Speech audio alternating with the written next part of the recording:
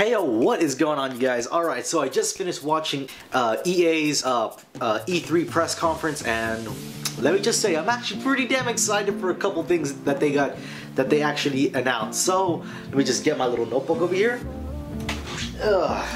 Here we go.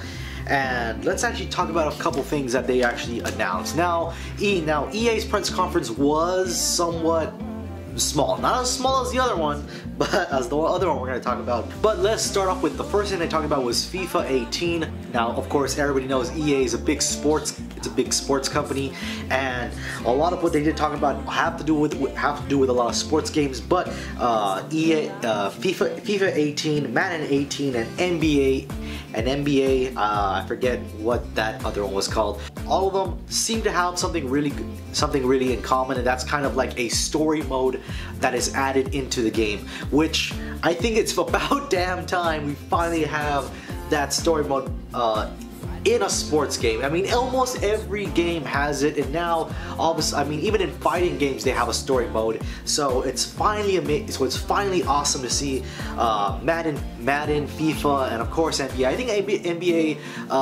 2K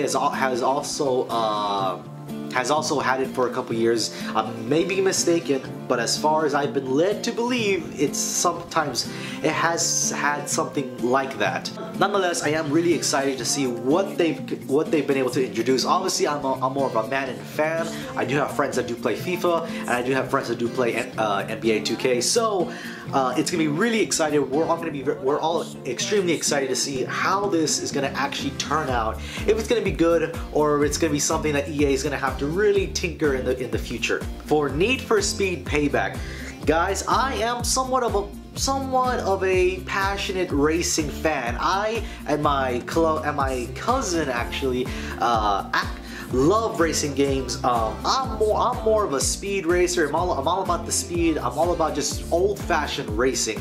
And my cousin is he's younger than me, and he likes more drifting. So Need for Speed Payback is actually kind of brings those two worlds together. However, in this game, my God, it seems to be a really good story that's being introduced into the game, and wow, it looks really good. A lot of the slow motion effects and just the way the world just looks in general. I'm gonna be really excited to see how this game actually turns out. The next thing we're gonna be talking about is a game that they just kind of teased a little bit, just kind of a little thing they threw out there, and the game is called Anthem. Now, I do not know anything else about this game other than it kind of looks like the mech suits, not entirely, but you know, I guess in thought, kind of in the way they approached it is kind of like the Matrix, where they're kind of hiding behind something. I think hiding behind something, and they build these mech suits to kind of protect them. Obviously, I don't know what they're using these mech suits for, and they obviously don't look like the mech suits in the Matrix. But definitely, I can feel like they're going in somewhat that direction. They're using it somewhat to protect themselves from what, I don't know. But obviously, it's gonna be a game that I'm gonna keep a close eye on in the future. The next game is a game that I am super stoked for, and it's called A Way Out. For what I understand about this game is that it is a complete co-op experience, which is awesome. It's got good, bad with it, but nonetheless, I'm pretty sure you can play it single player. But you're gonna get a far greater experience playing it with another person. The great thing about it is that you can play it both online and offline. Yes, so you do have a split screen experience. Now, the split screen is not directly exclusive to the offline platform. It is also available. You are going to also be able to see it online as well. So yes, your screen will be split for pretty much the entire game, but the way they've done it, I think it's extremely well thought out. Not only is it just split, like, you know, this way, but it's also split this way throughout, and it differs throughout the game.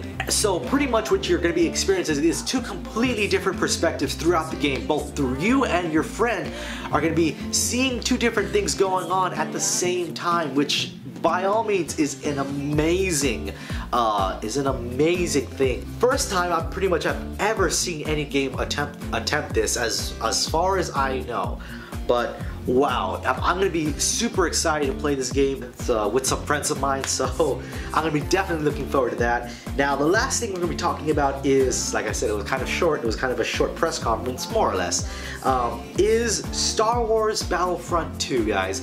Now, Star Wars Battlefront 1, I completely was against it because a lot of things that they were trying to do just completely failed, and a lot of things, and it kind of seemed like you were playing Call of Duty just with a Star Wars skin on it. In this game, I think EA didn't just jump on the Star Wars crazy train.